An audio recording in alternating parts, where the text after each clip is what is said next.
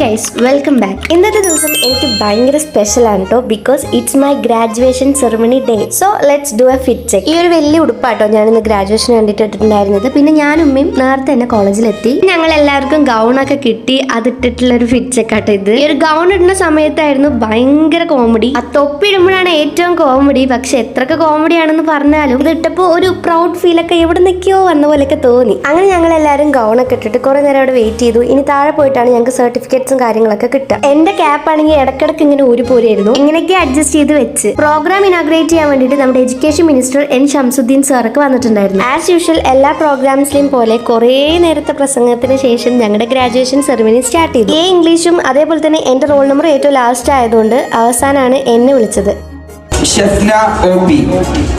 അങ്ങനെ സർട്ടിഫിക്കറ്റ്സും കാര്യങ്ങളൊക്കെ കയ്യിൽ കിട്ടി. പിന്നെ ഞങ്ങൾ ഗ്രൂപ്പ് ഫോട്ടോസ് ഒക്കെ എടുത്തു. ഇന്നലെയാണെങ്കിലും പെരും മഴ.